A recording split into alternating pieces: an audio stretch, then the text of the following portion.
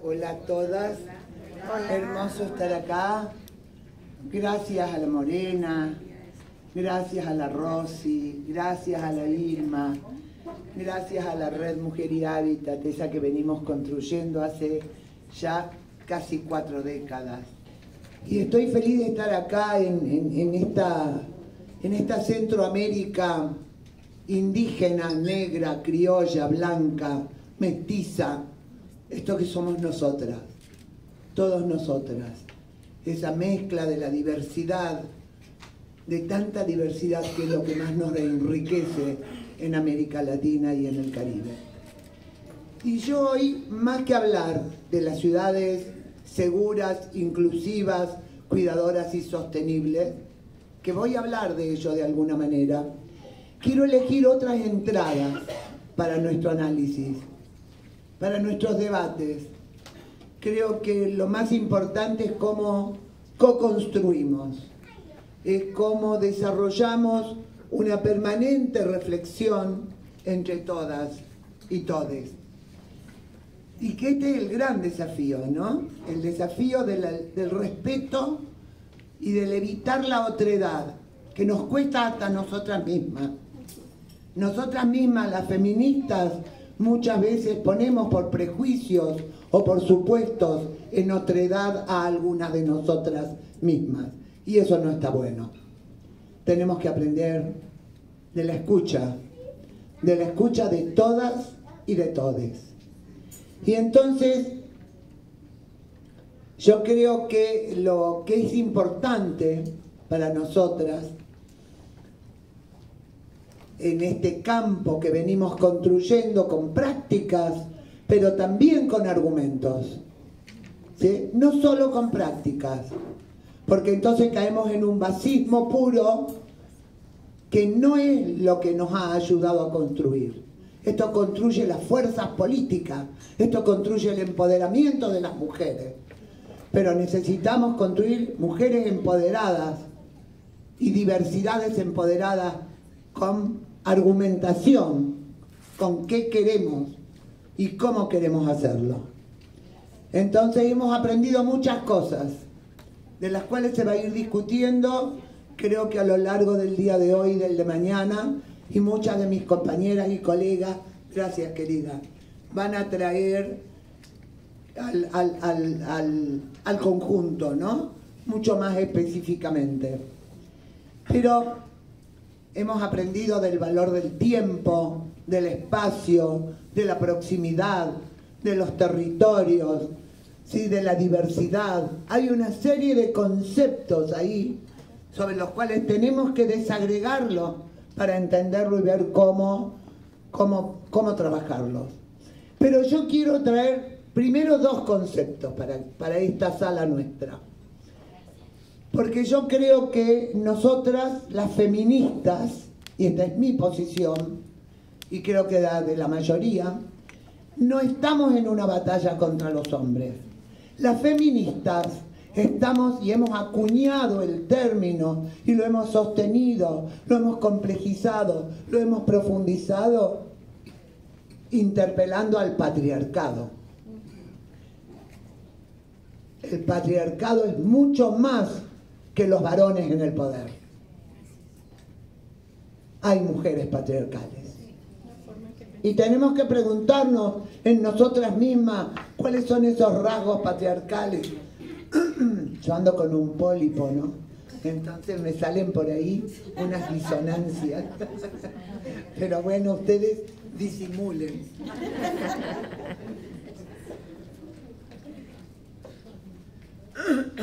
Entonces, uy, qué horrible. Entonces, entender que el patriarcado es un sistema político de dominación. Es un sistema que se explica en valores culturales, religiosos, de tradiciones y lo que es peor, biológico. Como si el hecho de ser madres las que lo son, nos signara de por vida de otra manera. Como si esto fuera algo, un acontecimiento que no es con otro, con otras, social, sino individual. Entonces, yo creo que es interesante lo que dice la Rita Segato, esta antropóloga brasilera argentina feminista, y digo brasilera porque se construyó en Brasil, en su hacer, en su trabajo, y ella dice que el primer orden de dominación y poder, el que define el valor masculino, el que pone en prestigio lo masculino y a los varones, y que encierra un sistema jerárquico, es el patriarcado.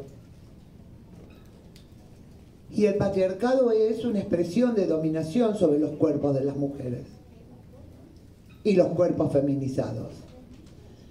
Es un ejercicio de poder asimétrico que se ejerce sobre nosotras por el solo hecho de ser mujeres. Entonces creo que este es un primer concepto que a mí me parece que tenemos que tener presente en todos nuestros intercambios y debates. Pero hay otro concepto que me encantaría traerlo también para estos debates, porque a veces es bueno precisar de qué estamos hablando, ¿no? Y es el de intersecciones. Hace mucho que hablamos de las intersecciones. Ya en el año 2004 hicimos desde la oficina de Brasilia, cuando yo estaba allá, 2 proyectos extraordinarios. Uno de ellos continúa, que era el retrato de las desigualdades, la intersección de mujeres, raza y condición económica, o la intersección de mujeres, etnias y condiciones económicas. No lo definíamos como intersecciones. No habíamos leído a la maravillosa Kimberly Williams Crenshaw, esa negra que en los años 60 elabora el concepto de intersección. ¿Cuánto nos enseñó el movimiento negro? El movimiento negro de Estados Unidos nos dio a las feministas herramientas poderosas, como la herramienta de las políticas de acción positiva, o las políticas de cuota, o como el concepto de intersección. Porque ¿qué trataba de demostrar Kimberly? Que no bastaba con hablar de mujeres y de negras, había que sumar otras condiciones, ¿sí?, que realmente son las que agudizan las situaciones de vulnerabilidad en las que se encuentran. No porque las mujeres seamos vulnerables, sino porque hay causas, condiciones que no tienen que ver con nuestra naturaleza, sino con los contextos. Y en esa intersección, en donde aparece la diversidad que nos atraviesa como un elemento central para el análisis, la edad, la raza, la etnia, las discapacidades, las identidades sexuales, etcétera, etcétera, para mí, y creo que este es un aporte que estamos haciendo también, ya desde hace tiempo, no de hoy, es el territorio como una variable activa que va a agudizar esas condiciones y esa interseccionalidad en las condiciones de vida de las mujeres y los cuerpos feminizados. Entonces, a mí me parece que en este debate que estamos haciendo nosotras y nosotros, los hombres democráticos, que los hay, ¿sí?, así como hay mujeres patriarcales, y creo que este es un tema de debate del feminismo. Tenemos que debatirlo, como tenemos que debatir otras cuestiones como la comunicación. Algo estamos comunicando muy mal para que los jóvenes varones voten a Milei. Algo estamos haciendo muy mal. Entonces tenemos que interrogarnos qué estamos haciendo muy mal. No darnos la razón y decir qué fantásticas somos, porque eso está bueno para un ratito, pero no nos sirve para avanzar. Para avanzar tenemos que ser críticas entre nosotras, y esto no quiere decir dejar de respetarnos, de querernos y de construir juntas. Entonces yo creo que ahí hay un debate ético y político latinoamericano, caribeño, global diría yo, ¿sí?, en el cual necesitamos profundizar. Y un primer punto en este marco general que acabo de hacerles, en razón del tiempo, un primer punto para mí, qué feo, che, que no puedo hablar. Fíjense lo que es la vida, ¿no? La voz es mi herramienta y ahí viene a salirme el pólipo. Es de loco, ¿no? Pero bueno, y encima no puedo con mi demencia, no la puedo controlar, no es algo que quiera, es lo que uno es, y como digo, somos más de lo mismo. Entonces lo primero que quiero hacer como punto es que cuando hablamos de esta convivencia en los territorios, en las ciudades, en las viviendas, para hombres, para mujeres, para cuerpos feminizados, que se vinculan con la experiencia, con los espacios en los que les toca vivir sus cotidianidades, yo creo que lo primero es no universalizar, no homogeneizar a la sociedad, mucho menos en esta nuestra región, la más heterogénea, diversa y desigual del mundo. Entonces, para esto es necesario que bajemos la retórica de la igualdad, porque hablamos de la igualdad. La igualdad es un concepto muy abstracto, ¿no? Tenemos que bajar la retórica de la igualdad a la inclusión de las prácticas. Por eso es de abajo hacia arriba. Pero por eso también necesitamos pensar y volver al diálogo. ¿Sí? Por eso es complejo. No tenemos que simplificarlo. Ahí nos equivocamos si simplificamos. Entonces necesitamos poner esta mirada que llamamos de mirada epistemológica de género y política. Y decirlo primero, lo más sencillo.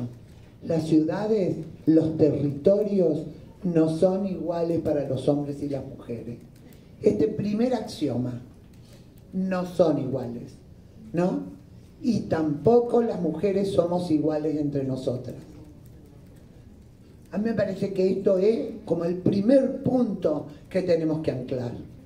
Y el segundo punto, que es más interesante, es poner atención en el concepto de igualdad.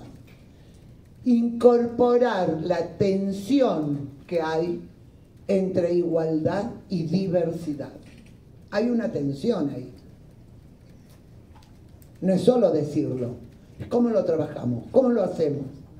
Este es un desafío permanente. Y como dice la Saskia Sassen, una socióloga que ha trabajado mucho con la Comisión Guairú y con los grupos de mujeres de base, ella dice que la desigualdad en un sistema complejo hasta es inevitable. Es inevitable que haya desigualdades. Pero lo que tenemos que pelear y defender es la justicia, el concepto de justicia. La igualdad de derechos y oportunidades. Entonces, ahí hay un nudo, ¿no es cierto?, que tiene que ver con las injusticias permanentes que tienen que ver con la invisibilización de nosotras las mujeres, de lo que hacemos, de lo que aportamos, de nuestras vidas cotidianas, sobre todo cuando las interseccionamos con pobreza, con etnia, con raza, con edades, etc. Entonces, la Gina Vargas, Virginia Vargas Valente, peruana, feminista, advierte algo muy interesante para mí, y es que la igualdad es una de las palabras que ha entrado en disputa. Esto quiere decir, no porque no la queremos la igualdad. ¿Se entiende lo que estoy diciendo? Sí. ¿Sí? queremos la igualdad, pero la igualdad solo como un concepto abstracto no nos basta. No nos basta en esto que queremos impulsar del pluralismo, de la visión multicultural, de la diversidad, que interpele a ese patriarcado del cual acabamos de hablar, sobre todo cuando el patriarcado, y esto agrego yo, se cruza con el colonialismo y sus derivadas, el racismo, esa otredad perversa en la que se ubica a los y las diferentes y se pone el valor en lo igual, como si lo igual tuviera un valor. No, si el valor está en que somos diferentes y en todo lo que podemos construir en esa diferencia. Entonces esto no nos ayuda, estos conceptos solos. No puede ser la igualdad el único principio que guíe nuestra emancipación social. No es el único motor de superación de ciudadanías restringidas, devaluadas, ¿sí? Al mismo tiempo que hay que decirlo, ciudadanías transgresoras, potentes, ciudadanías capaces de invadir, inundar las calles de las ciudades del mundo, levantando sus derechos, levantando sus demandas. Entonces, la igualdad, cierro con este otro punto que dejo, no será posible si no se asienta en el reconocimiento de las diferencias.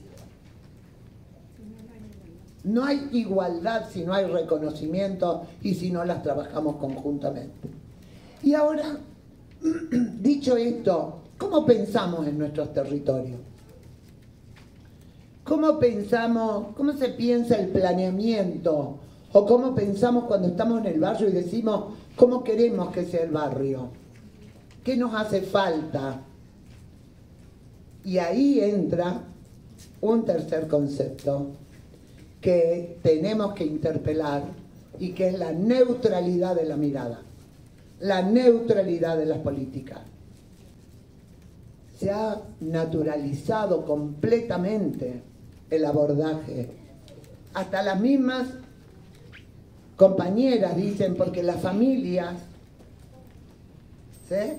Y hablamos en concepto de familia, no, porque en la casa, no, pero esto no nos define.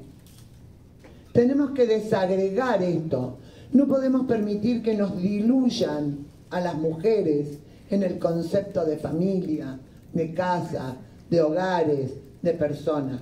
Necesitamos romper con esa neutralidad que no es neutra. Es una neutralidad que invisibiliza, es una neutralidad que omite, es una neutralidad que nos vuelve a poner debajo de las camas o de las alfombras.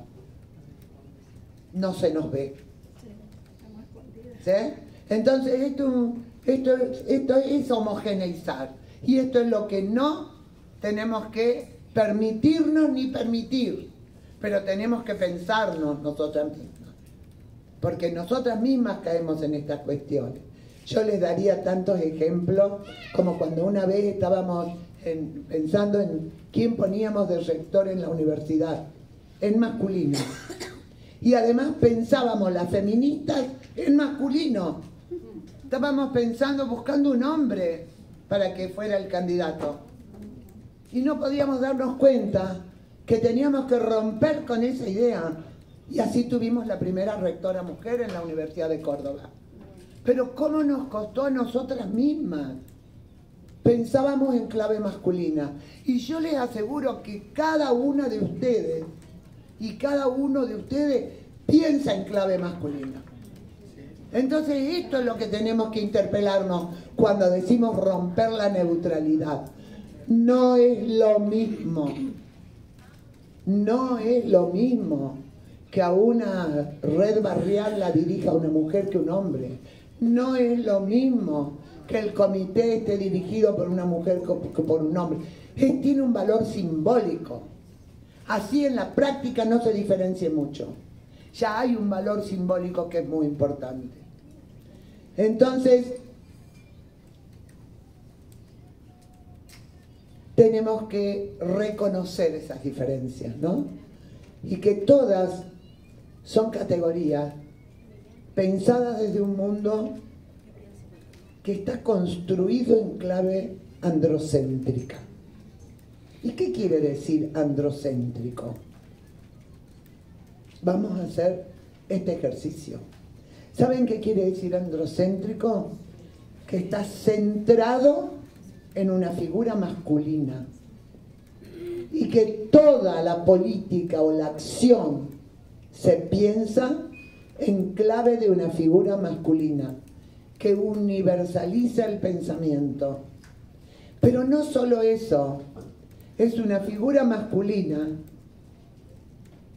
que en general es joven, blanca, productiva, heterosexual y que deja a muchos varones por fuera. A casi todas las mujeres, pero a muchos varones por fuera. Eso es el patriarcado. Esto es lo que queremos interpelar. Entonces, esto es lo que tenemos que tratar de transmitir y de poner en comunicación y en debate y en nuestra reflexión. Y hoy asistimos a un fuerte retroceso. Por eso esta entrada para mí. Porque hoy asistimos a un fuerte retroceso. Las queridas hermanas brasileras ya lo han vivido y saben de las consecuencias. Lo saben las propias norteamericanas.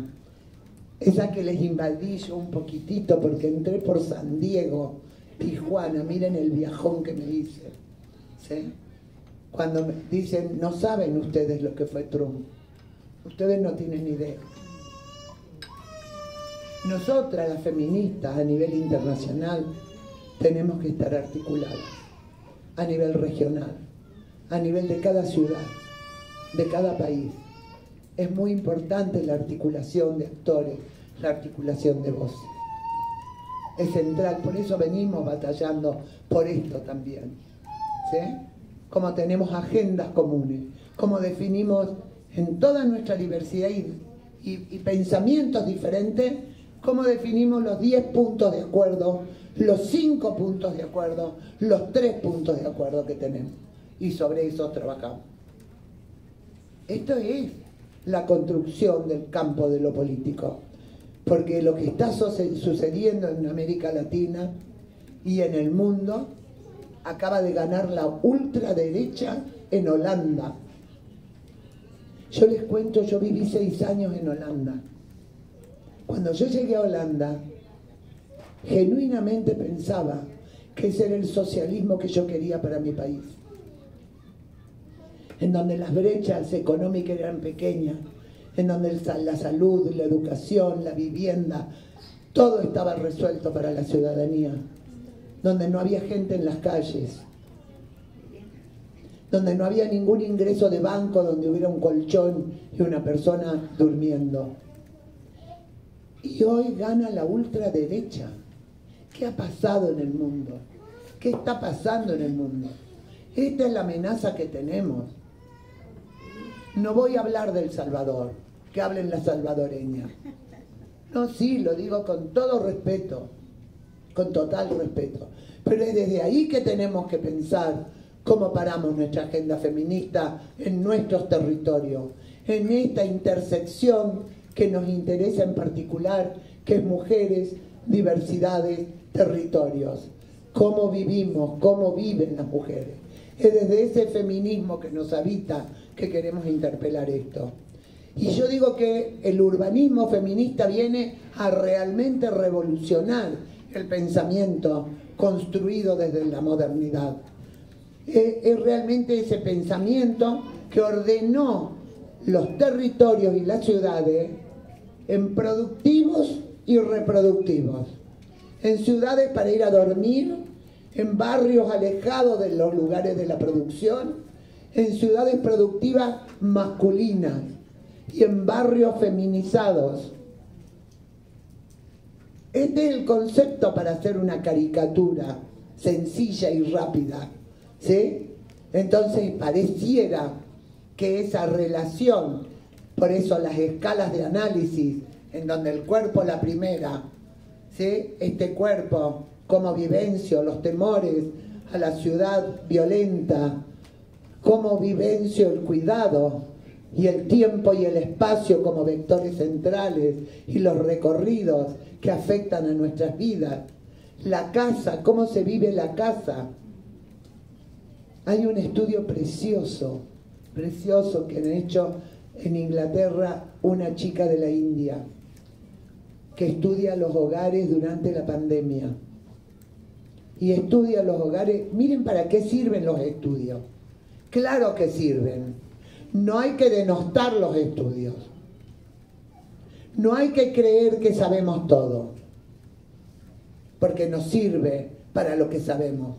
Esta piba que estudia que padres y madres ocupados, o sea, tienen hijos menores, ¿sí?, en un hogar encerrado por la cuarentena, las mujeres trabajaron el 30% menos que los varones, en promedios. ¿Por qué? Porque las mujeres ocupaban cualquier lugar de la casa para trabajar. La mesa de la cocina, la cama del hijo, la mesa de luz de su dormitorio, el rincón, cualquier lugar. El que podían y tenían los chicos saltándole encima. Lo hemos vivenciado en las reuniones online. Mientras que los varones ocupaban el lugar más tranquilo y destinado para el trabajo que había en la casa. Fuera un rincón, un escritorio o una habitación. Eso es patriarcado. Yo tengo un hijo que me pregunta, che mamá, ¿pero todo es patriarcado? Y yo le contesto, y sí querido, todo es patriarcado. Es el orden social. Es el orden social en el cual estamos situadas.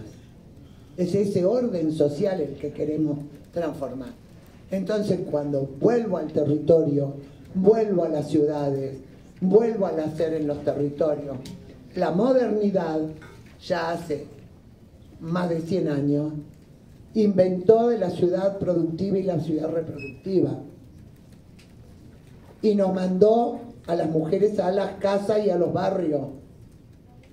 Y entonces pareciera que el barrio es esa escala donde se tejen los lazos, los vínculos solidarios, donde se enfrentó la pandemia de mejor manera, en lo colectivo, en la acción colectiva, no individual, ¿sí? Y lo dirá Graça de Brasil, de las favelas en San Pablo, donde ponían un punto de agua en la entrada de la favela para que la gente y los niños se lavaran las manos, porque no todos tenían agua.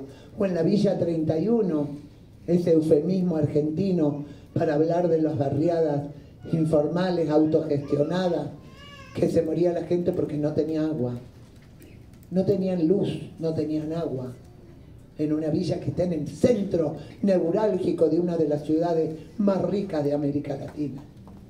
Entonces, allí es donde tiene lugar el cuidado. Allí es donde tiene lugar la reproducción de la vida social. La reproducción de la vida. Entonces, esto es el meollo central para mí de cómo tenemos que abordar esto, que hemos logrado instituirlo después de la pandemia. Si algo nos dejó la pandemia, ¿sí?, fue el reconocimiento al tema de los cuidados, el derecho a cuidar y ser cuidadas, y el cuidado como trabajo. Entonces, es interpelar el universal masculino, mirar esos territorios de la diversidad, ¿no es cierto?, y entender que el urbanismo, la ciudad, los territorios son campos de disputa política. Y esto ustedes lo saben. Yo no tengo que traerlo, ¿no?, ni de hablar mucho. Lograr cualquier mejoramiento en las infraestructuras de los barrios donde la gente está viviendo, las mayorías, es una disputa política. Y es en esa disputa política que queremos incidir. Ahí queremos incidir. ¿Para qué?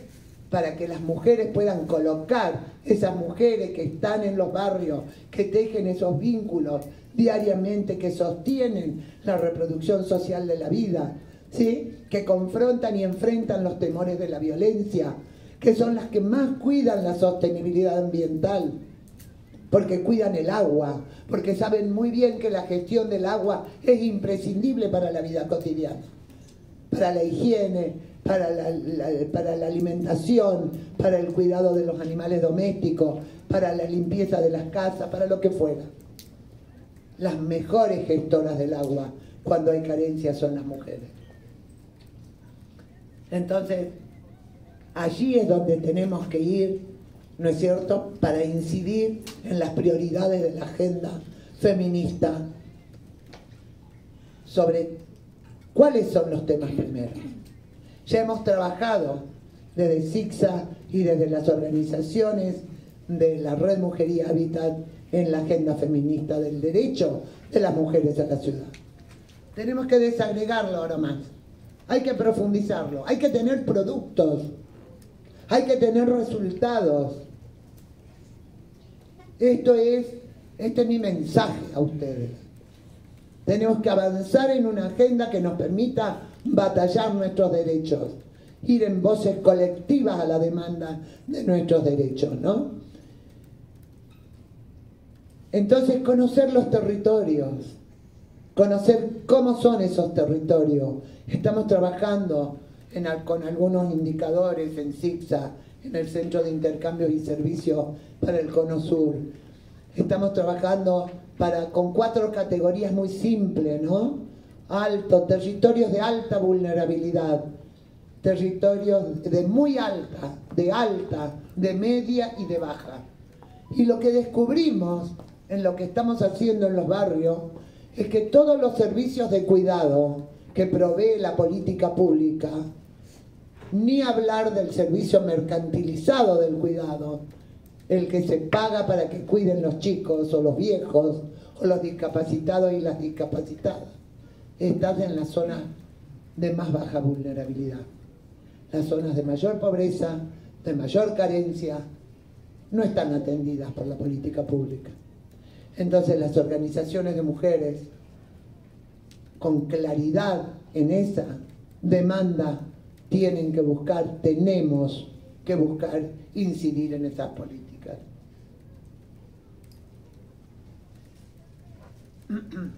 ¿Molesta mucho la voz? No, les pregunto de verdad, ¿eh? Pero entonces, para la estrategia esta estrategia que queremos construir del empoderamiento feminista, yo creo que estamos hablando aludiendo a construcciones muy novedosas en torno al poder comunitario, al poder vecinal, al poder público, a las administraciones públicas, en donde aparecen nuevos y fuertes liderazgos de mujeres, también viejos, pero nuevos en el sentido de liderazgo mucho más feminista, más imbuidas del pensamiento feminista, en procesos de abajo hacia arriba en los territorios locales, en procesos apoyados e instituidos también por redes y por organizaciones de mujeres y feministas. Yo creo que este es un nuevo fenómeno muy potente que también está liderado por algunas mujeres políticas que vienen a cambiar las formas de hacer política, que vienen a pensar de otras maneras, y hay buenos ejemplos en nuestra América Latina, que ocupan sobre todo los gobiernos locales. Yo creo que el nivel municipal, el nivel del gobierno local, el nivel del barrio son las escalas más interesantes para el trabajo que queremos hacer para mejorar la calidad de vida. Y no es una construcción homogénea, no es, lejos de todo fundamentalismo, lejos, mujeres, lejos, ¿no?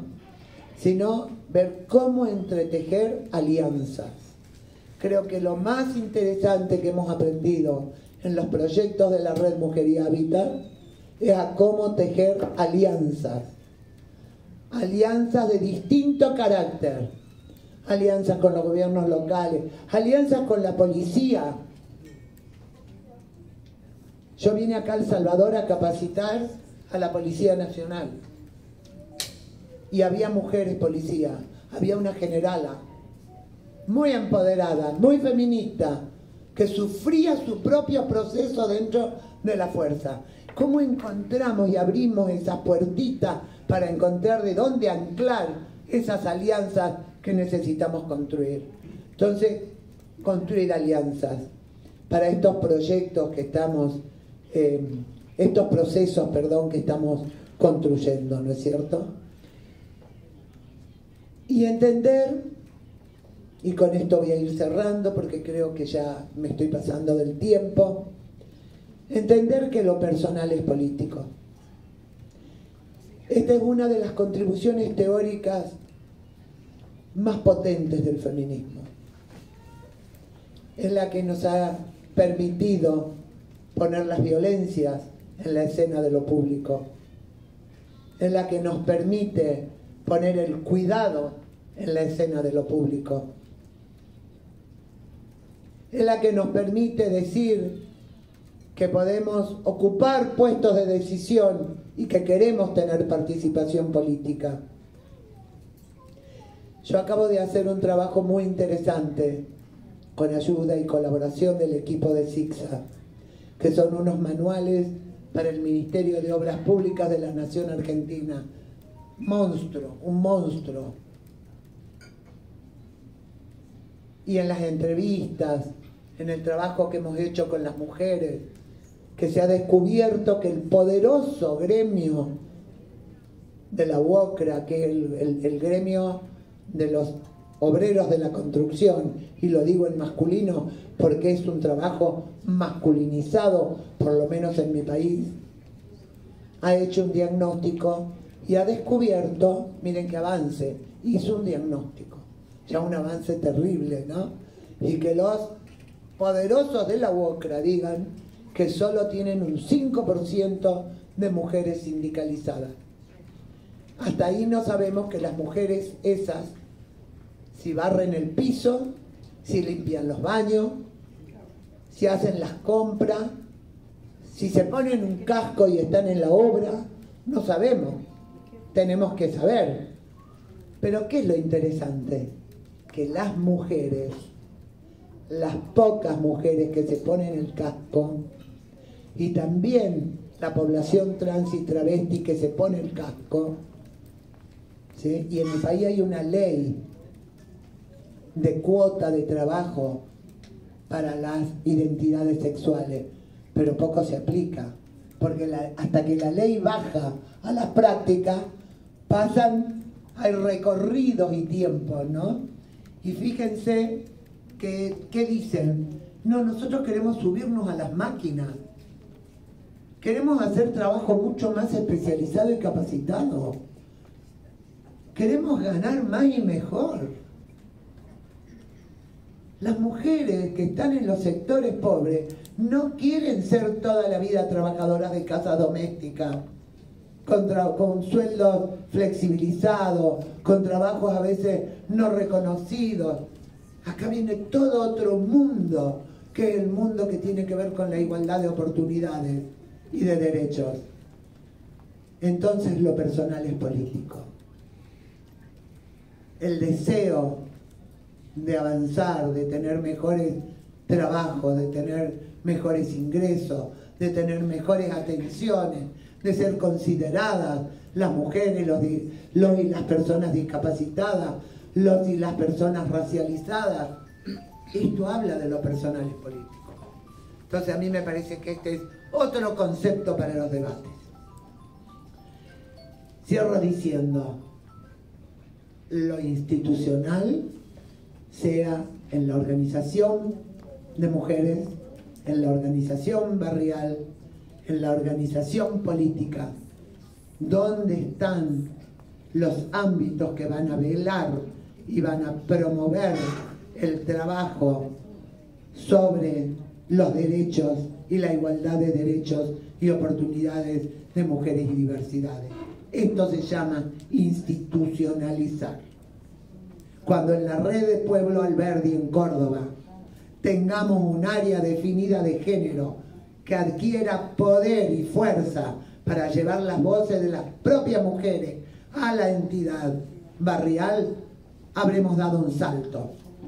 Y cuando logremos que el municipio escuche y ponga dineros, daremos otro salto. Como se logró en el programa de Ciudades sin violencia para las mujeres, ciudades seguras para todos y todas, que escribí en mi oficinita en Córdoba en el año 98 y que en el año 2002 conseguimos el primer proyecto con Flora Tristán y Sixa, y en el año 2004 los fondos para instalar el primer proyecto regional en el mundo, que fue el proyecto de Ciudades sin Violencia para las mujeres, ciudades seguras para todos y todas. Había otras experiencias en curso, como la de Anne Michaud en Canadá, como la de las vascas, como la de las norteamericanas que decían tomemos la noche, que las fuimos descubriendo, ni sabíamos que existían. Fuimos encontrándonos y potenciando el hacer, ¿sí? Pero entonces quiero decir, institucionalizar para poder avanzar. Con ese proyecto en la ciudad de Rosario se logró incidir en el presupuesto participativo. Soledad Pérez puede contarlo. Ella estaba activamente trabajando ahí en Rosario con esos temas. ¿Cómo se consiguió? Porque se empoderaron las mujeres para llegar con la propuesta.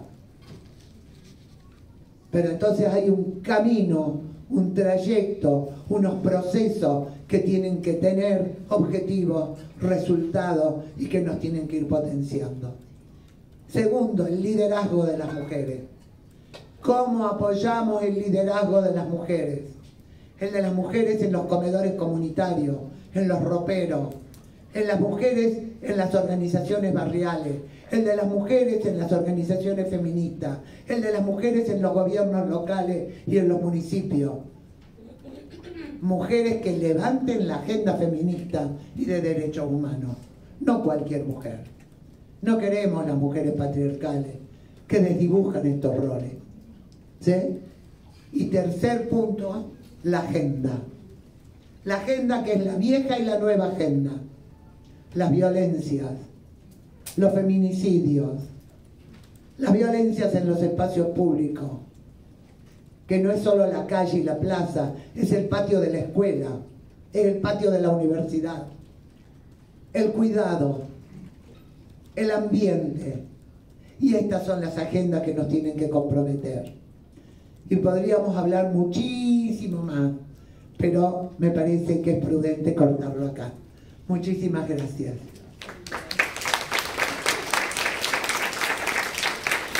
Mi nombre es Ana María Flores. Tocaya. Ana María Flores, vengo de Mexicanos, trabajo en la Casa de la Mujer de Mexicanos con la alcaldía municipal. Y nosotros iniciamos el año pasado un esfuerzo por elaborar una política de los cuidados, que nos falta ese plan de ejecución todavía, estamos pendientes.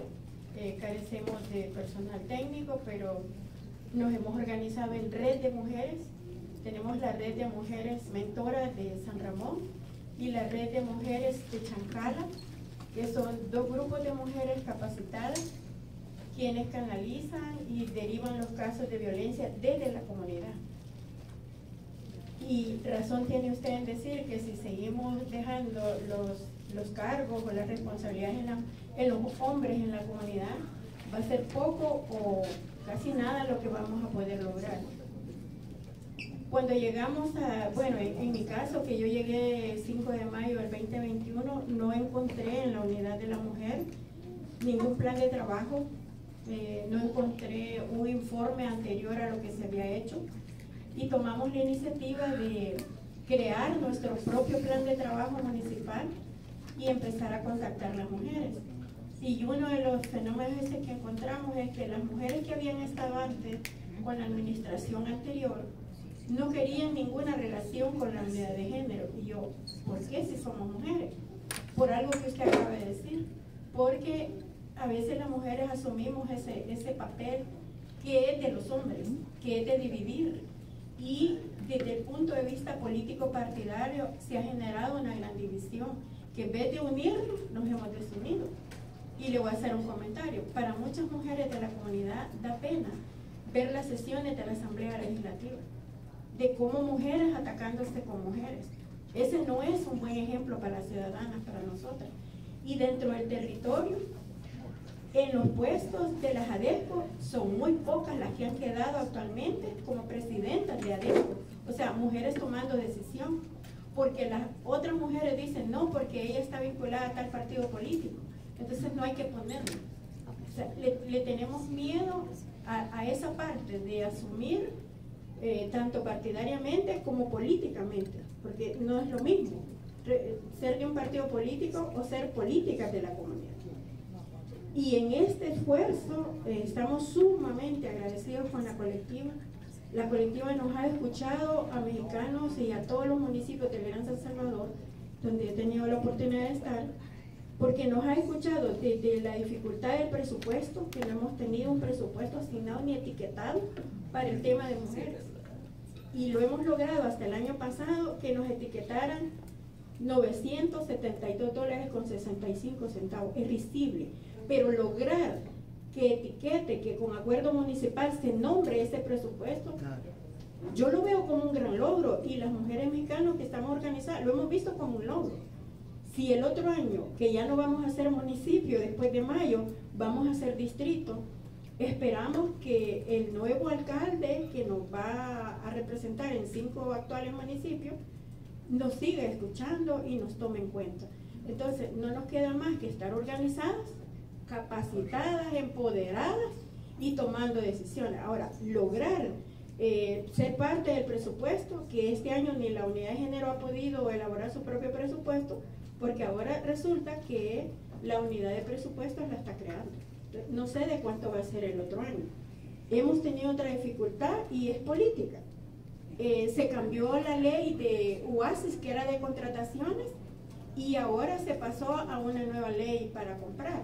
Hemos subido el presupuesto a Comprasal hasta en octubre de este año. No hemos podido comprar nada.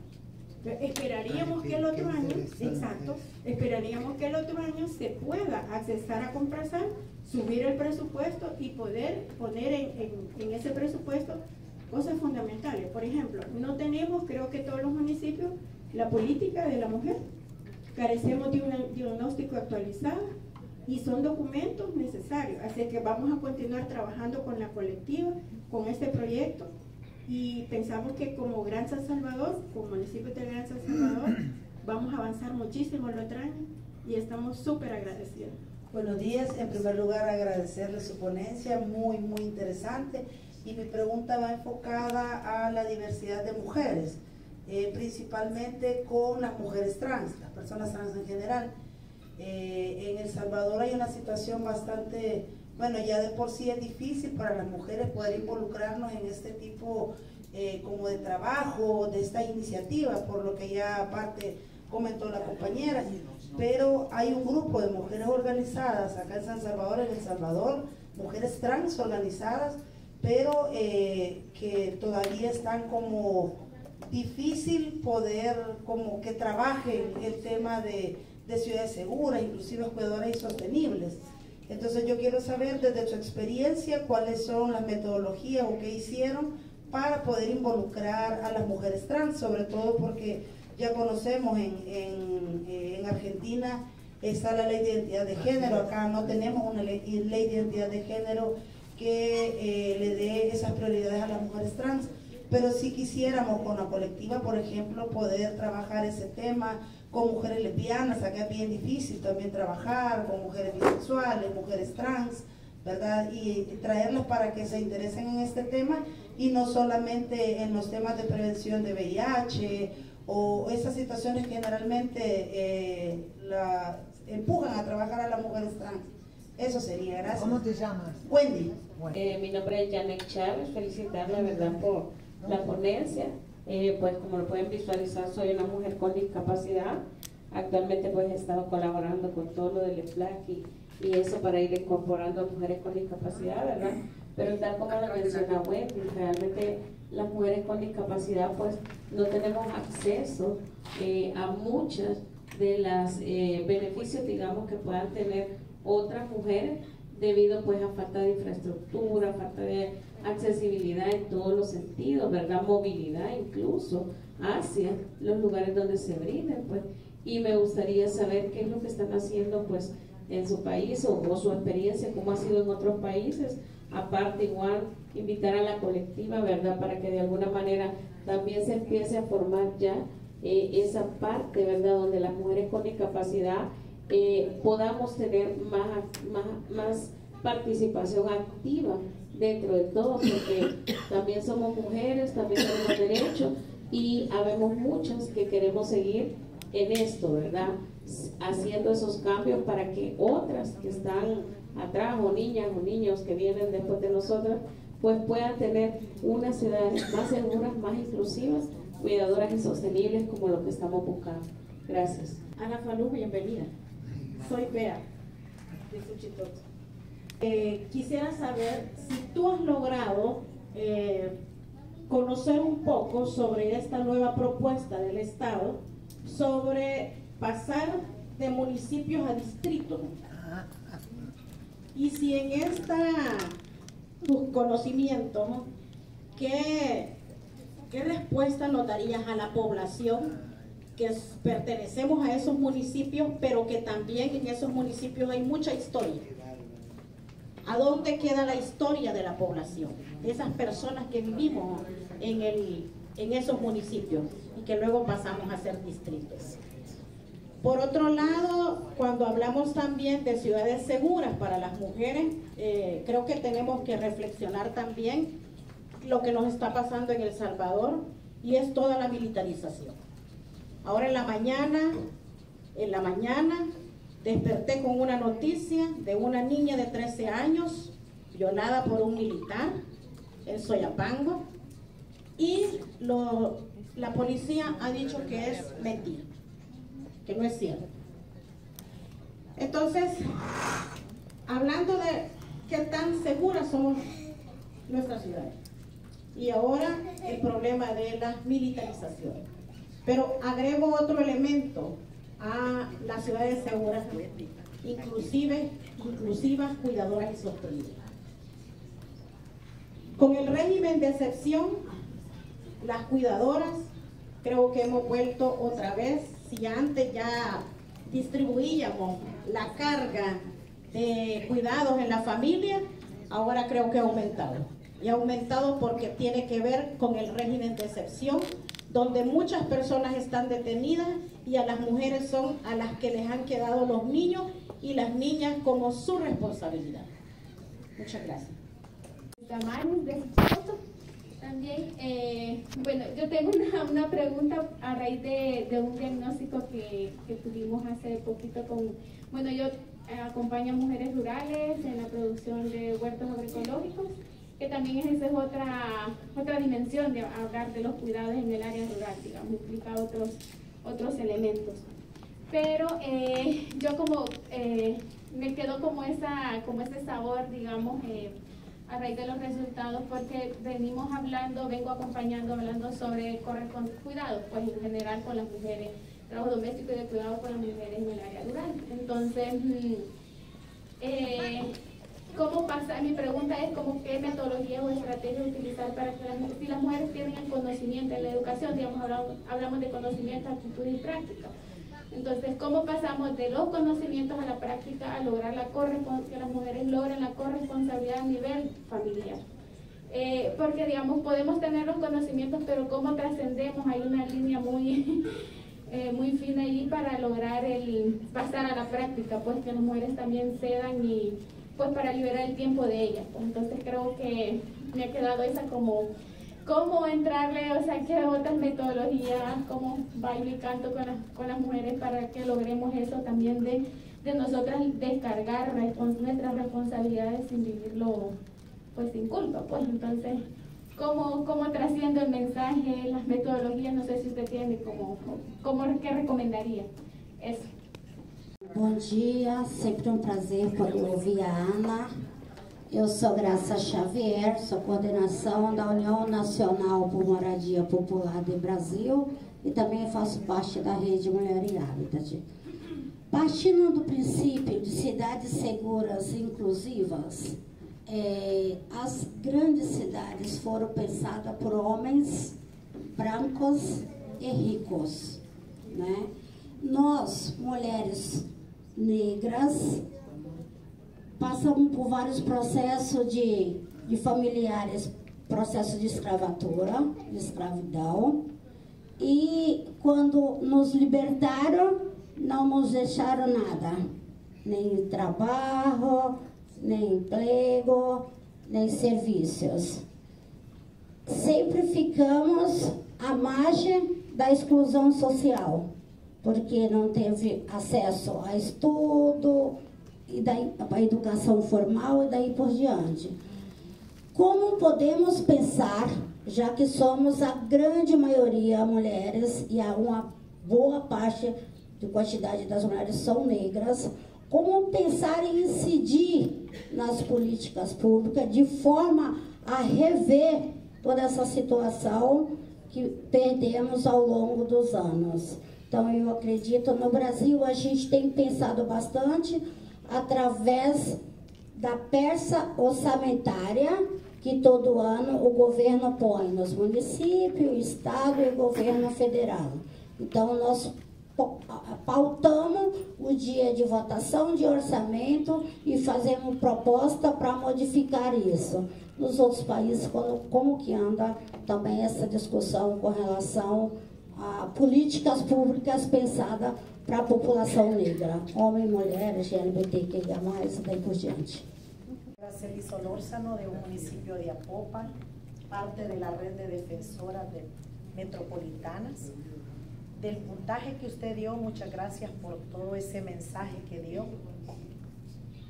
Sentía como que me estaba actualizando en el feminismo.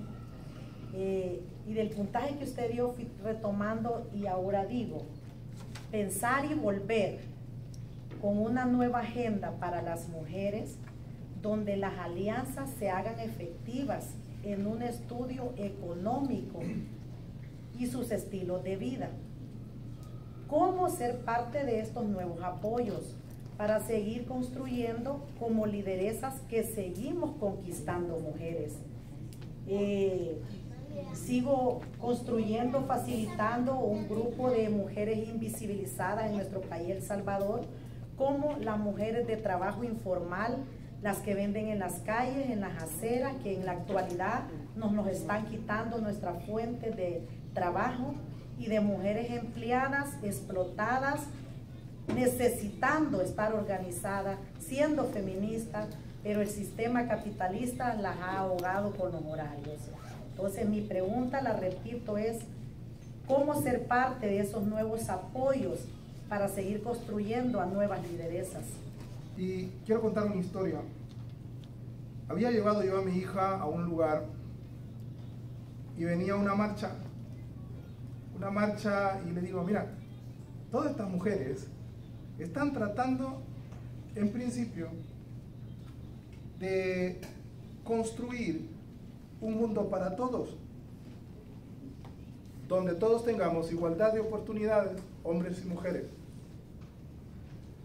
Al paso de la marcha, habíamos varios hombres ahí. Algunas compañeras, algunas mujeres empezaron a bailar y a corear el eslogan de que el patriarcado se va a caer. Al final, incluso algunas de las personas que iban ahí hasta nos tiraron agua. Y mi hija me dice, ¿y esa es la igualdad? ¿Qué quieren? Y le digo yo, es la igualdad que se está construyendo. El problema es que no podemos obviar lo reactivo. No podemos obviar el hecho de que no nos identificamos unos a otros y construir ese diálogo y esos canales de comunicación adecuados entre las construcciones del mundo machista es difícil. No es algo que se hace de la noche a la mañana. Y a partir de esa experiencia yo decía, yo me aparto de esto, o sea, ¿cómo puedo creer en algo en lo que no comparto por lo que había visto? Pero después digo, el problema de nosotros los hombres, y sobre todo aquellos que no tenemos una construcción formal en nuestro imaginario de lo que realmente es el feminismo, y lo vemos como un embrismo que se quiere mostrar como un machismo al revés, en algunos casos, y esto se lo digo con mucha honestidad y con mucho respeto, porque respeto mucho el mundo de las mujeres y trato de empoderar a mi entorno, a mis compañeras, trato de darle su espacio y no allanar como hacemos en el mundo de los hombres, pero de a poco voy tratando de comprender.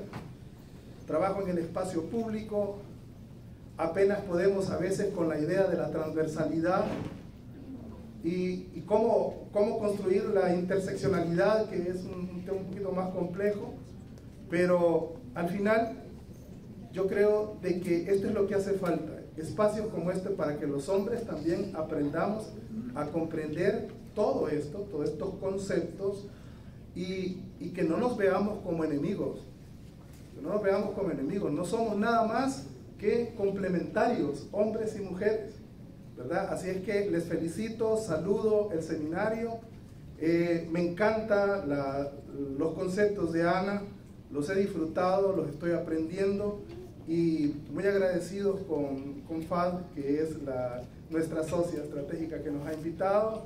Buenos días, saludos a todos. Marta, de Córdoba, capital, Argentina, del Espacio de Género María de las Mercedes Gómez. Bueno, escuchando acá un poquito la pregunta y el relato de todas las compañeras, hemos nombrado patriarcado, hemos nombrado machismo, hemos comentado el trabajo de todas las compañeras en los barrios, en las ciudades, pero creo que, voy a decir así cortita, creo que nos estamos olvidando de algo y me parece muy importante. Hemos hablado de feminismo, hemos hablado de igualdad. Creo que bajo este sistema capitalista que está viviendo América Latina y el Caribe, me parece, y gran parte del mundo, me parece que no nos tenemos que olvidar de esa parte, que mientras sigamos viviendo en este sistema capitalista, no vamos a poder construir un mundo posible y mejor para todos como queremos, nada más. Porque creo que este es el sentido de la palabra asamblea, ¿no? Que comuniquemos, que dialoguemos, que pongamos nuestras preguntas, nuestras propias experiencias. Yo voy a empezar por Marta, quizás porque es cordobesa,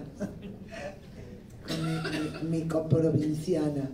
Marta, por supuesto, yo pensé que lo había dicho cuando hablé de la desigualdad, que es la mayor del mundo en América Latina.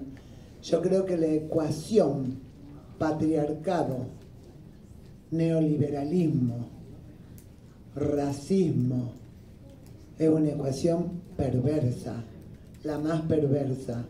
Pero creo también, como dice Rita Segato, que la madre de todas ellas es el sistema patriarcal como opresión, que lo fue con la esclavitud, lo fue con los indígenas, lo fue y lo sigue siendo con las mujeres, ¿sí?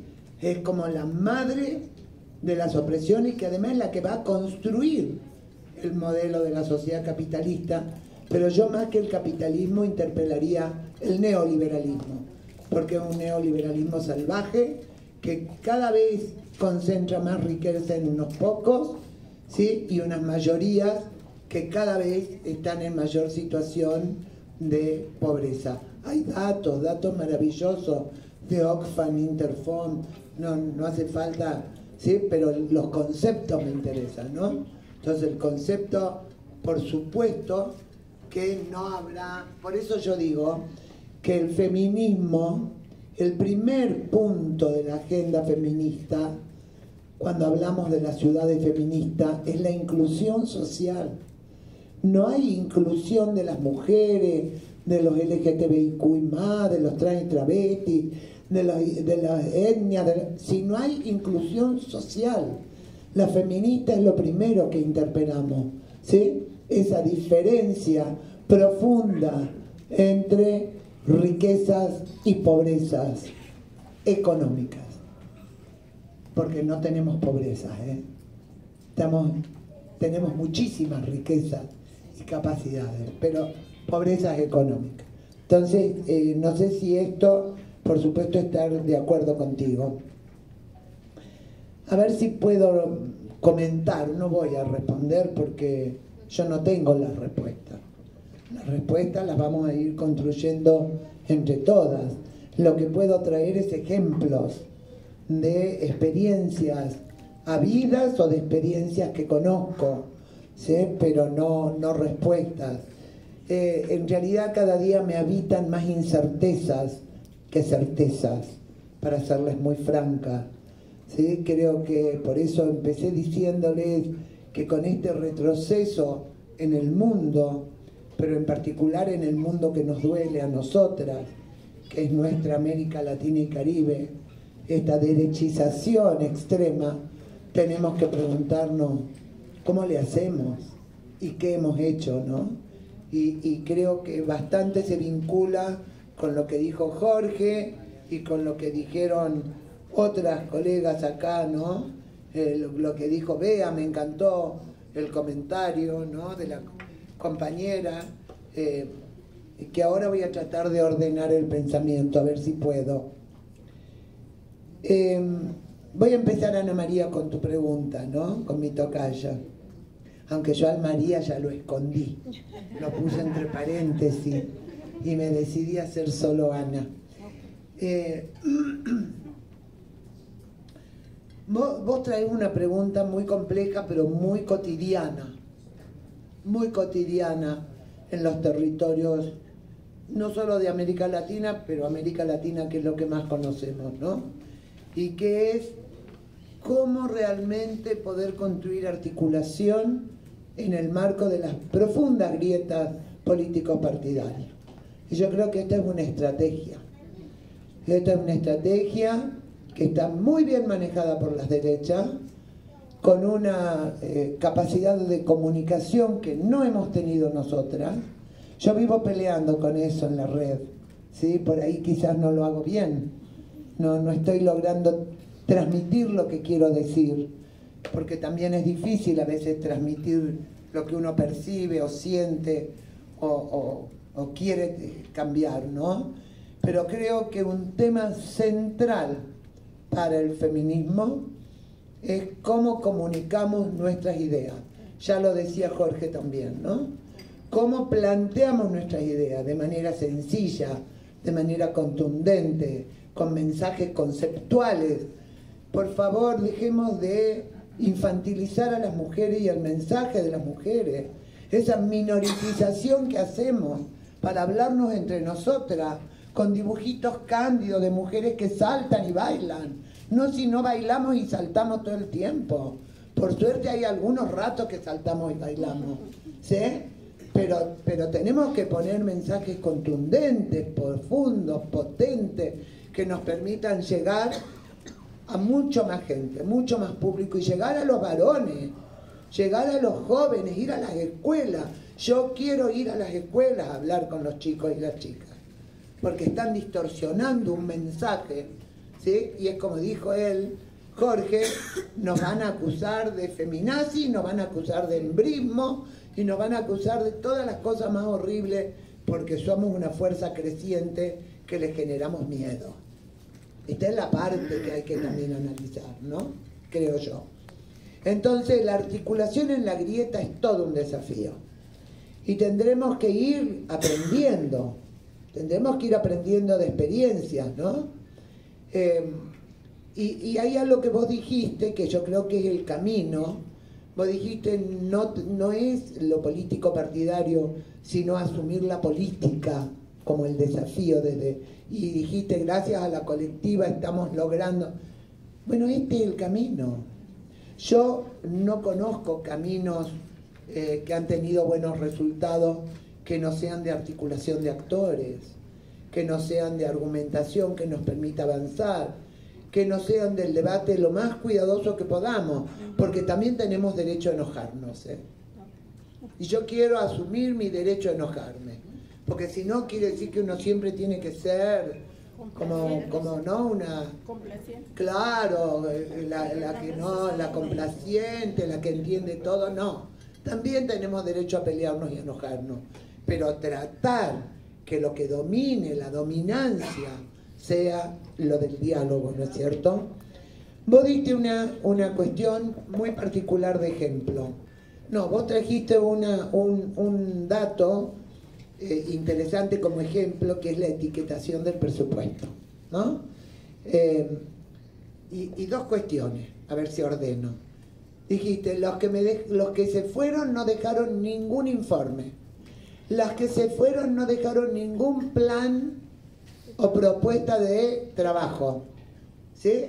Y nosotros siempre empezamos de cero.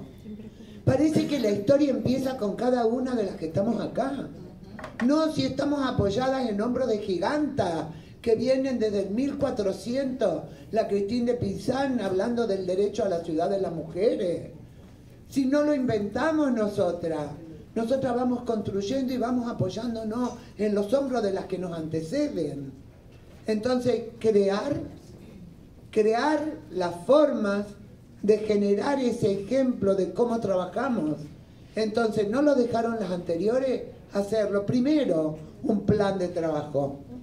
Un plan de trabajo flexible que se monitorea, que se va cambiando, que se va ajustando por lo menos una vez al año. Que además es un plan de trabajo en el cual traemos otros actores y actrices sociales para pensar. No somos las sapientes que nos sentamos y lo escribimos. No, escribimos lo que las colombianas llaman un documento mártir, que es un tremendo el nombre de horroroso, pero creo que es muy visual, ¿no? Que es un documento para repensar, para destruirlo y para hacerlo de nuevo, pero entre todas, ¿sí? ¿Cómo hacemos para tener, entonces, hacerlo? Y vos dijiste ahí el tema de etiquetar el presupuesto. ¿Cómo hacer con una ley de compra? Yo te puedo traer ejemplos. Hay, por ejemplo, acciones afirmativas, y esto lo hemos trabajado para el Ministerio de Obras Públicas de Argentina, acciones afirmativas en las licitaciones de compra. ¿Por qué el municipio? Ay, qué pregunta que te mandaste, Bea, con lo de los municipios y los distritos. A mí me da ganas de llorar más que de responderte, porque esa es la acción potente del poder casi dictatorial en un Estado. Cambiamos las instituciones sin consulta para poder mejor ejercer el poder, ¿sí?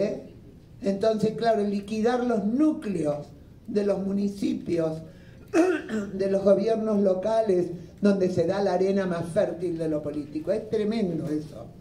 Pero en esos espacios es donde podemos instalar, por ejemplo, acciones afirmativas en las licitaciones. Considerar las empresas o las pequeñas pymes o las organizaciones que tienen algún producto a nivel barrial para que sean consideradas con las que tienen liderazgo de mujeres. Las emprendedoras. Las emprendedoras. Entonces, a ver, dan dinero para que las mujeres hagan delantales. Voy a decir cualquier cosa. ¿Quién se los compra? El propio municipio tiene que comprarlo para redistribuirlos en las escuelas, en los barrios, en lo que fuera. ¿Sí? Entonces, ¿cómo hacemos esa cadena virtuosa que nos permita incidir en el presupuesto, tener acciones positivas? No tenemos que querer todo. Tenemos que querer 3 cosas primero, para después ampliarlas a 5 y después a 10. Ir avanzando en una agenda consensuada, ¿sí? Que puedan participar en las licitaciones las pequeñas emprendedoras, las pequeñas pymes, no solo los grandes empresarios que tienen sus circuitos ya, pero al mismo tiempo, ¿qué podemos hacer las feministas? Generar dispositivos de reconocimiento, ponerles una cocarda y decir, miren, este municipio ha hecho esta política, o miren ¿cómo generamos, no, estos círculos virtuosos que nos permitan el reconocimiento de estas actoras que están en el territorio? Hay emprendedoras de todo tipo, hay pequeñas pymes lideradas por mujeres, entonces, ¿cómo hacemos para que esto sea, ¿sí? Y cómo hacemos para también exigir que haya alguna cuota de mujeres? Empezamos con el 15, con el 30, aspiramos al 50, a la paridad, pero a veces hay cuestiones en las que no podemos decir la paridad, porque no tenemos ese 50% de mujeres. Entonces no nos vayamos al máximo. Lo que pasó con la Constitución chilena, que me permita mi querida amiga Olga Segovia dar la opinión, pero creo que se perdió la Constitución chilena porque se quiso todo en la Constitución, que es una carta magna, en donde tenían que haber principios rectores, punto. No, el animalismo, las feministas con el aborto, los indigenistas con la tierra y no sé qué, los ambientalistas, todo, se quiso todo y se perdió todo. Creo que tenemos que aprender de esas experiencias concretas de lo político, cómo avanzamos, ¿no es cierto? Por ejemplo, las compras públicas para la ejecución de las obras públicas son un gran activador de la economía, de la pequeña economía. Que no sea solo a las grandes empresas, que esas compras públicas puedan ser a esas emprendedoras, a esas pequeñas pymes. Estoy dándote un ejemplo, ¿no? Pero vuelta a decirte lo de siempre: articulación de actores, entender que son procesos. Me gustó lo que dijo Jorge, gracias Jorge. Tiempos, el tiempo.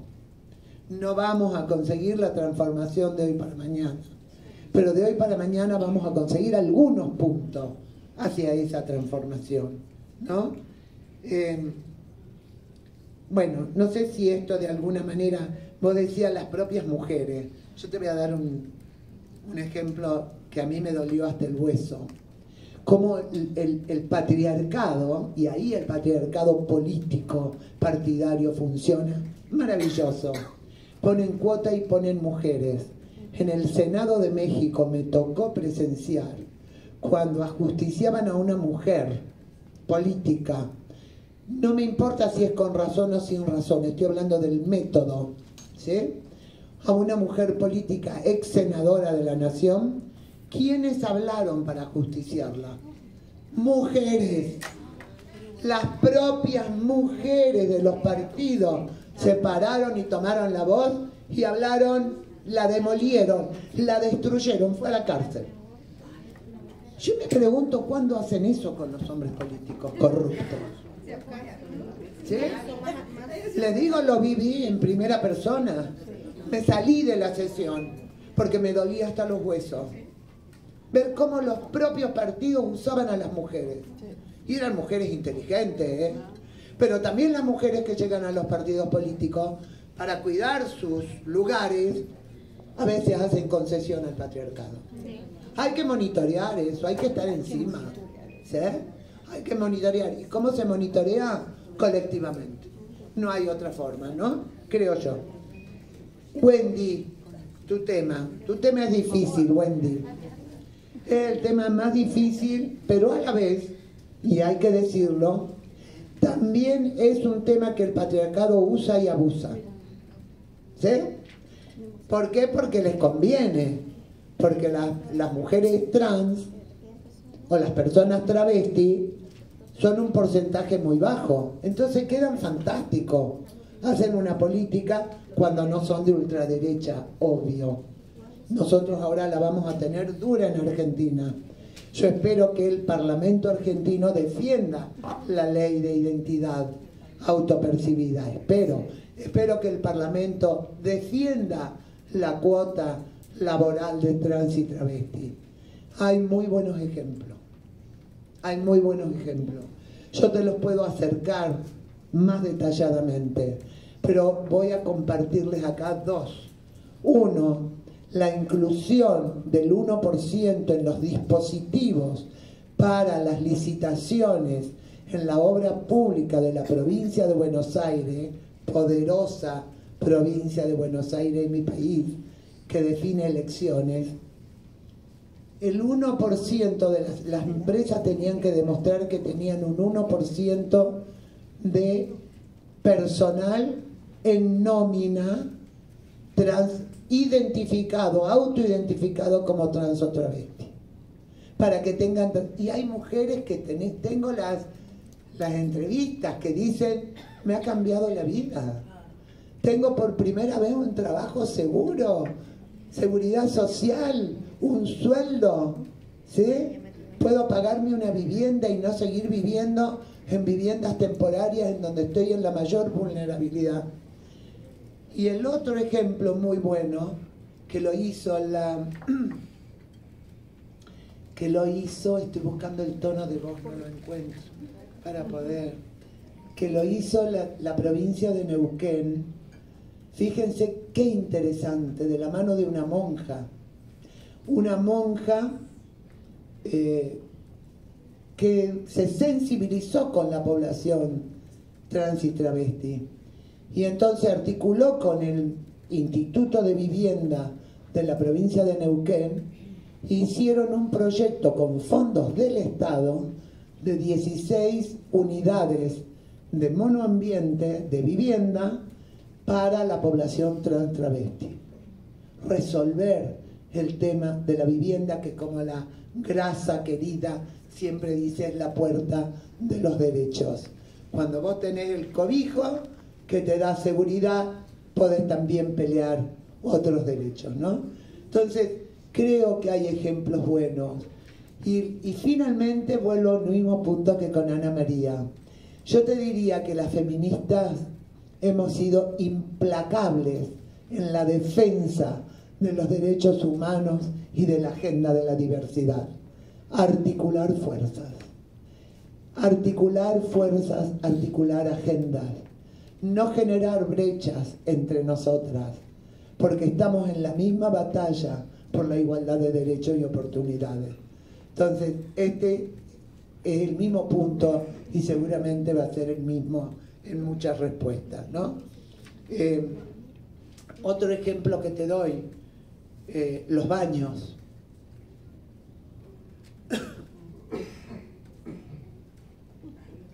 Y lo bajo, ¿no? Las distintas escalas de trabajo que se pueden hacer. La ley y la política pública, ¿no? Lo público en decisivo, pero después cómo bajás, ¿no? Al territorio, la vivienda, a la aplicación de la norma en el trabajo, ¿sí? Y ahora lo voy a bajar a más chiquitito. En los proyectos que hemos estado trabajando, un gran proyecto en Zigzag, coordinado por Leticia Chavarri, que le hemos dado en llamar Somos Territorio. Ese proyecto que lo hicimos en 3 ciudades del interior de la provincia, me tocó estar justamente con una muchacha trans en Villa María, una de las ciudades, y ella, ¿qué planteo hizo? Un problema serio que tenemos es el baño. ¿A qué baños vamos, Ana?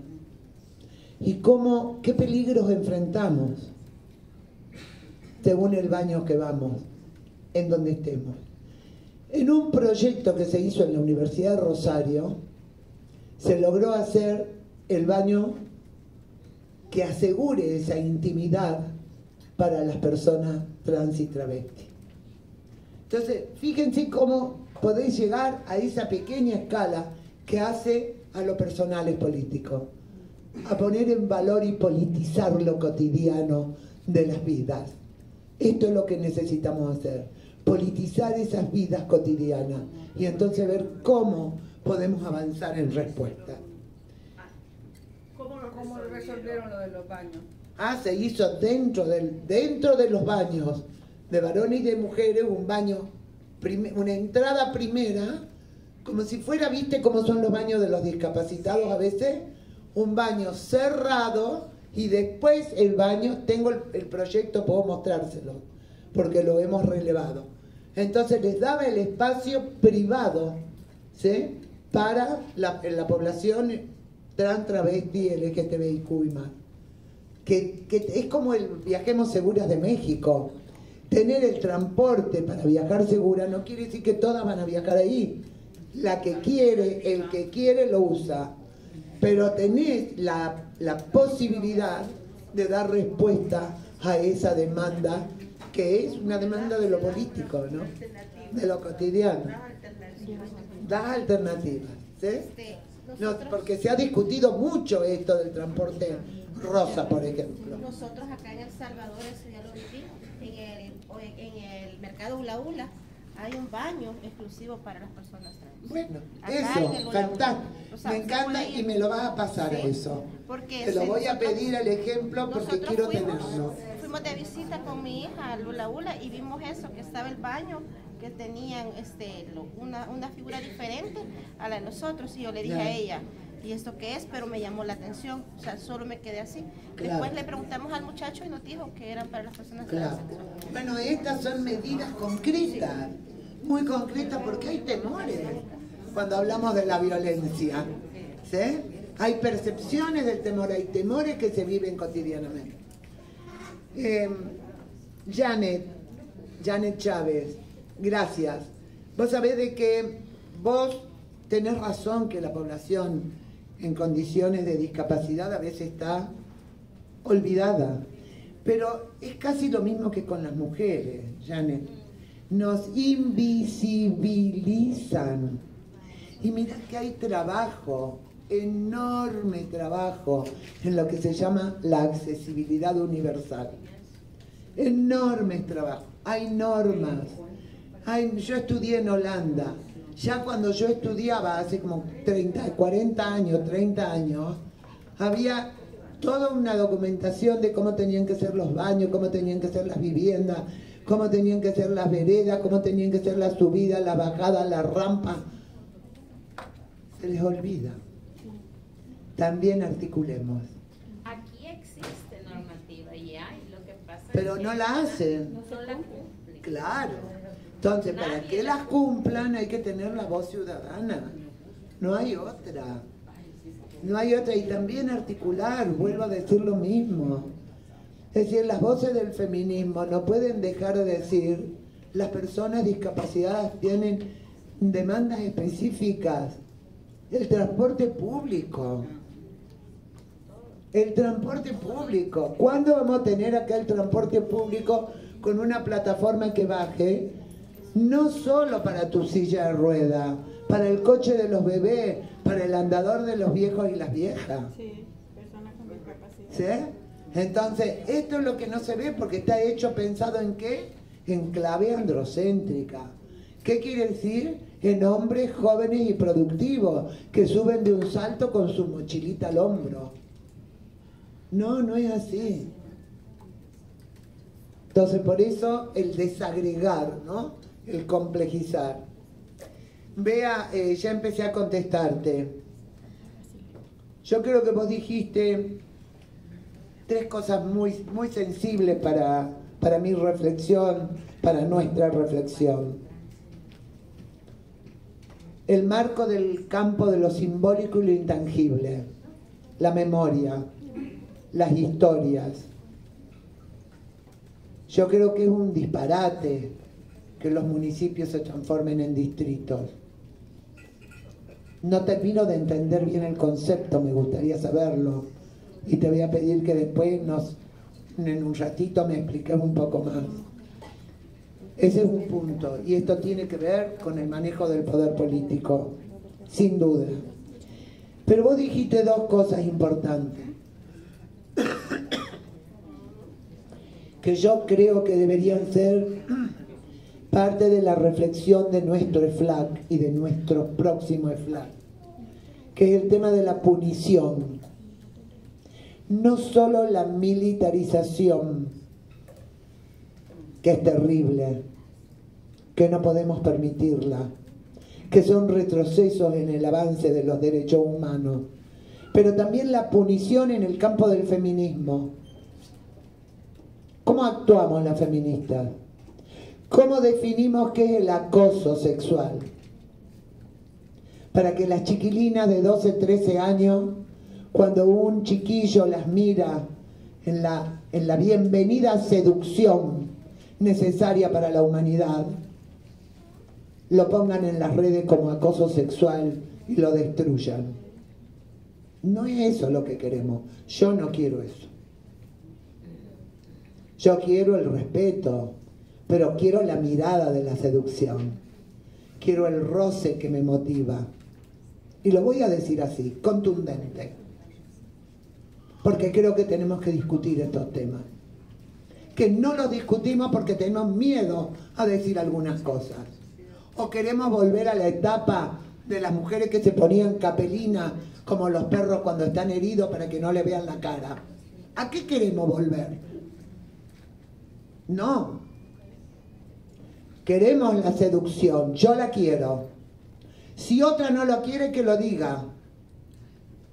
No quiero el acoso, no quiero que me manoseen, no quiero que me violen. No quiero que me digan cosas lascivas. No quiero que me hieran con la palabra. Pero sí quiero que me digan qué guapa estás. Porque me gusta que me lo digan. Y eso no es acoso. Entonces creo que tenemos que trabajar estos conceptos y Marta Lamas ha escrito sobre esto y hay que leer, debatir sobre esto. No podemos nosotras atrincherarnos detrás de algunos conceptos que se generalizan y que lo que están haciendo es generar temor en los jóvenes varones. Yo no quiero el temor en nadie, ni en las jóvenes muchachas, ni en los jóvenes varones, ni en los cuerpos feminizados.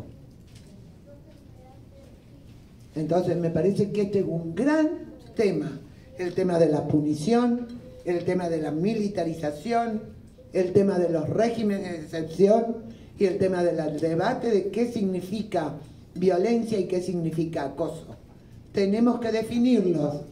Por eso hace falta el pensamiento, el desarrollo del argumento y de la teoría crítica. No solo complacernos entre nosotras. No solo, por favor, les pido. Porque entonces tenemos el peligro de esto que planteaba Jorge, y voy a ir a lo que vos decías, Jorge, porque lo voy a vincular a esto. ¿Dónde está? ¿Sí?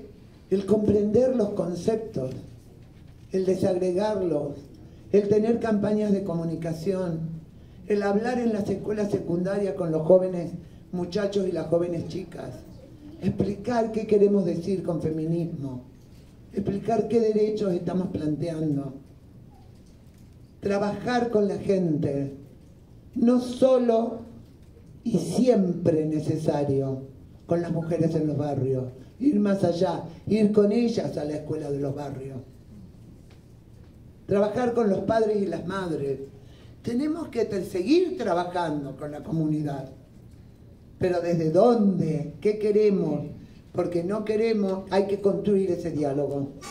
Hay que construir esos canales, porque algo de la válida, absolutamente válida, a ver si puedo explicar, enojo y furia de las jóvenes muchachas frente a los feminicidios y las violencias. ¿Sí? Algo de esa furia ha sido también como una mirada que ha alejado a algunas voces democráticas. Entonces, tenemos que conversar entre nosotras y definir estrategias. Yo estoy muy preocupada, y permítanme desde mis más de 40 años de militancia feminista tener esta honestidad para con ustedes. Yo estoy preocupada con lo que pasa en Argentina, con lo que pasa en el mundo. Profundamente preocupada, porque podemos tener retrocesos de los cuales nos va a costar muchísimo volver. Muchísimo. Y les va a costar a nuestras chicas jóvenes, a nuestras preciosas jóvenes, pero también a nuestros jóvenes varones. Lo que pasa en este país, y yo no quiero opinar sobre El Salvador, porque me da mucho pudor opinar sobre lo que no conozco, pero las imágenes que yo he visto de lo que es la política para terminar con la violencia me asustan mucho. Me hacen sentir una violencia desde el Estado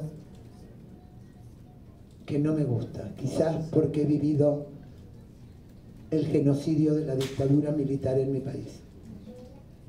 No me gusta el Estado punitivo, el Estado represor. No, mucho ha luchado la humanidad para llegar a que una persona es inocente hasta que se pruebe lo contrario. Muchos siglos de la humanidad, muchas injusticias pericias para llegar a eso.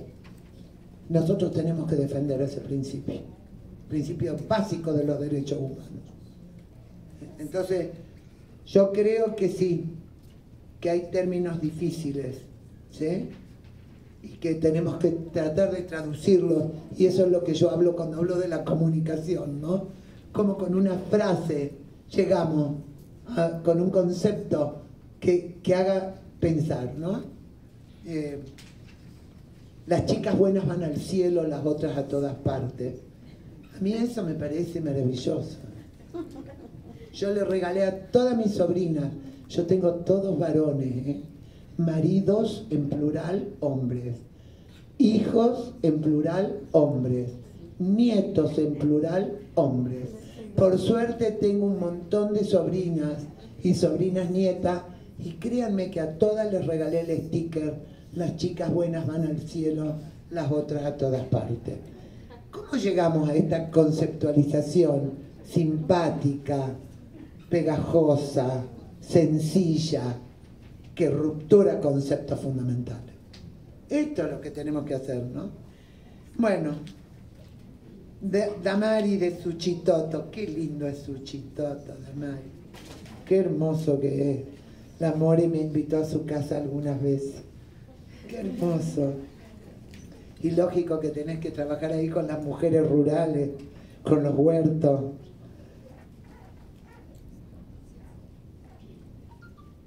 La corresponsabilidad la tenemos que construir, y debe ser más difícil en esos sectores, porque son sectores en donde están mucho más impregnados, pienso yo, de las costumbres y las tradiciones, ¿no? Fíjense lo que ha pasado en Holanda. En Holanda, que ganó la ultraderecha, ¿saben con quién pacta la ultraderecha? Con el Partido de los Campesinos. ¿Saben cuándo se formó el Partido de los Campesinos? Yo me voy a parar porque ya me duelen las piernas de estar sentada. ¿Saben cuándo se formó el Partido de los Campesinos? Cuando la Unión Europea dijo, que debe ser verdad, yo no conozco, no sé, que las vacas poluyen con sus gases más que no sé cuántas otras cosas. Que entonces Holanda tenía que disminuir sus vacas. Y por ley, los campesinos, ni lerdos ni perezosos, se organizaron. Y dijeron, no, nosotros no vamos a dejar de tener vacas, y toda la vida, desde que existe Holanda y peleamos contra el mar, tenemos vacas. ¿Cómo nos vienen a decir que así que tengo que vender mi vaca? ¿O tengo que faenarla? Esos campesinos fueron los más de ultraderecha, y son los que están pactando con el que ganó del partido de la ultraderecha.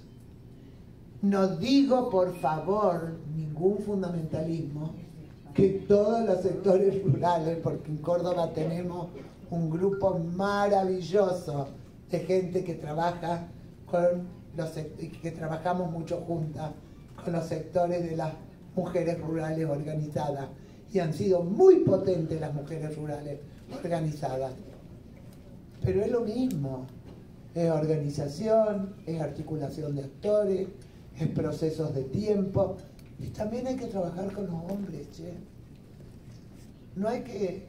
Yo lo hacía en Quito cuando viví en Quito, y nos enojábamos mucho como feministas, porque decíamos, claro, después nos la deja salir, porque...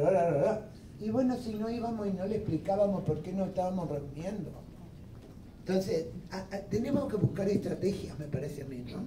Entonces, hay que hacer eso, hay que buscar estrategias que nos permitan realmente avanzar, y ahí también está el Estado local, la política local, Damari, ¿no? Para eso que vos llamaste liberar tiempo a las mujeres, porque es eso, ¿cómo hacemos para liberar tiempo a las mujeres, para regalarle tiempo a las mujeres? Entonces no es solo la corresponsabilidad, y ahí viene mi punto. Yo creo que liberar tiempo a las mujeres significa una responsabilidad social, lo público sobre lo privado.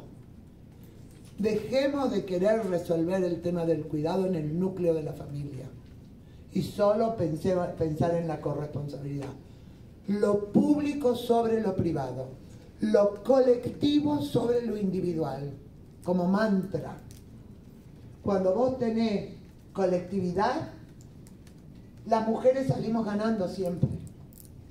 Porque entonces es lo que las mamás han aprendido cuando empezamos a conducir y las clases medias a turnarnos. Un día lo llevo yo, otro día lo llevas vos, otro día... Y entonces era liberarnos tiempo, regalarnos el tiempo. Lo que ha hecho Claudia López en Bogotá con las manzanas del cuidado ha sido regalarle tiempo a las mujeres. No solo un lugar para que estén los niños, las niñas, los viejos, las viejas, las personas en discapacidades graves, o los que dependientes, llamémosles personas dependientes, sino también tener lavarropas para que las mujeres fueran y dejaran su ropa lavando mientras hacían otra cosa. ¿Sí? Entonces, creo que tenemos que tener políticas colectivas. Y en lo rural hay que inventar las políticas colectivas. Lo colectivo sobre lo individual y familiar. Porque si no caemos en lo mismo, es en la familia. Entonces es una pelea permanente. Yo me peleé tanto con mi primer marido cuando mi hijo era chico, que terminamos, nos compramos un lavaplatos, ríanse. ¿Sí? Después la única pieza que nos peleamos los dos era simbólico. Cuando nos separamos fue el lavaplatos. Fue lo único que nos peleamos. Todo lo demás nos dividimos perfectamente. ¿Sí? Porque creíamos que el lavaplatos nos iba a resolver la pelea, la batalla mortal por el tiempo. No, no lo resuelve. Lo tenía que resolver una guardería, una creche, ¿cómo se llame acá? Un lugar de cuidado infantil. ¿Sí? Lo colectivo sobre lo individual, lo público sobre lo privado. Esto, los bienes comunes, cuidar los bienes comunes. Graça me dijo que las ciudades han sido construidas por hombres blancos y ricos, que las dejaron sin nada. Eso dijo Graça, ¿sí? Y que la mayoría de las mujeres son negras. Eso, Graça, yo lo descubrí cuando estaba viviendo en Brasilia. Por eso el programa del retrato de las desigualdades, cuando el Instituto de Estadísticas del Brasil sacó el diario principal, la Folha de Sao Paulo, el gran título que decía 49 puntos, digo, invento, me da igual, 0.4% de la población es negra o parda y se autodefinen como negro y pardo. ¿Cómo? La mitad de la población quiere decir que son más. ¿No? Entonces, claro que hay propuestas. Vos tenés una suerte, Graça, que Lula gobierna el país. Gracias a Dios, ¿eh? Yo no creo en Dios, pero gracias a Dios, a Palas Atenea y a las diosas del Olimpo. Que Lula gobierna el Brasil. Y que justamente ayer leí que sacó una política de acción afirmativa para la educación de negros y negras en el Brasil. Ese es un gobierno comprometido con el destino de su pueblo. Y ya lo hizo en su gestión anterior. ¿Qué tenemos que hacer, Graça? Batallar más y llevar más propuestas. Y en eso vos sos la campeona. Vos nos tenés que contar a nosotras de toda la maravilla de lo que hacen en Moravia, ¿no? Que es la defensa del derecho a la vivienda. Y es así, es la articulación. Ella dijo algo también muy importante, que es la articulación, el Estado Nacional, el Gobierno Nacional, el Gobierno de los Estados o provincias y el Gobierno Municipal. Cómo cada una de esas jerarquías, de esos niveles de gobierno, participan y de qué manera en la política pública. Y cómo se pone a los que están en condiciones de mayor desigualdades en el centro de la agenda. En Brasil, sin duda, la población negra, la población indígena, las mujeres quilombolas. Ahí hay que trabajar, no hay duda. Como lo hizo Ada Colau, y les voy a dar un ejemplo al revés. en un país rico como España, en una de las ciudades más preciosas y ricas del mundo como es Barcelona, una alcaldesa como Ada Colau, que era una activista social, voy a hablar en tiempo presente, y que como ella decía, yo llegué a alcaldesa de Barcelona, pero sin nunca proponérmelo. Llegó por liderar el movimiento de los desahuciados, a los que echaban de las viviendas. ¿Y qué hizo Ada Colau cuando llegó al gobierno?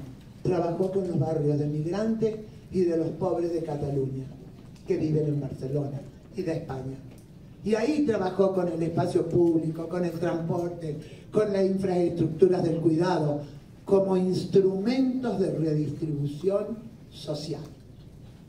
Y esto es lo que hay que hacer, es lo que hay que pelear, y es lo que tenemos que levantar como agenda, ¿no? Las defensoras metropolitanas. Y sí, Araceli, alianzas económicas y apostar a los liderazgos. Las mujeres no quieren estar en trabajos informales, lo sufren muchísimo. Entonces tenemos mucho hemos ganado en las agendas, mucho consenso internacional, muchos objetivos de desarrollo sostenible. Si el 10% se cumpliera, como decimos en mi país, seríamos Gardel. Claro. Pero digo, si el 10% se cumpliera, cambiamos la faz de América Latina. ¿Sí? Pero entonces tenemos que ver cómo hacemos para transformar esto en este mundo que, como decía mi coprovinciana, ¿sí?, está dominado por un neoliberalismo salvaje, de una avidez salvaje, en donde a las personas les importa nada. Entonces, somos nosotros los que tenemos que articularnos, levantar agendas, construir agendas. Lo dejamos acá, porque si no me quedo sin aire.